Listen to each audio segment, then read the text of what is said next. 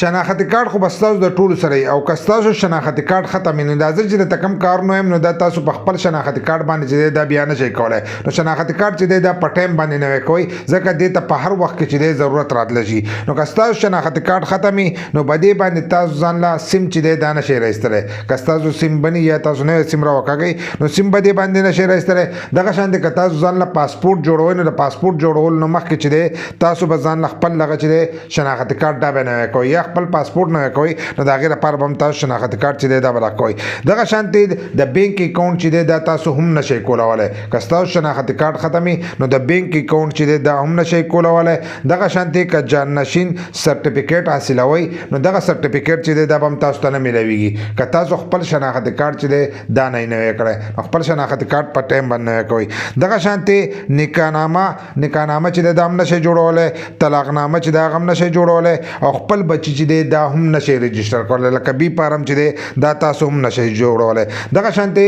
په سرکاري کمی ادارې چې د محکمې چې تاسو هغه ته ځئ نو هلته کې بس تاسو ډېر کارونه چې د دې پترو باندې نه کیږي دغه شانتي که ستاسو جیدادي ګاډی او هغه تاسو اخلئ یا خرڅوئ نو دا به هم نه خرڅېږي ستاسو شناختی کارت چې دا ختمي دغه شانتي که تاسو خپله فیملی رجسټر کوئ په نادرا کې لکه FRC جوړوئ نو FRC چې دا به هم ستاسو نه جوړېږي نو خپل شناختی کارت چې دا په ټایم باندې نه کوي کنه داسې نور هم ډېر کارونه دي چې ستاسو په شناختی کارت باندې به بیا نه کیږي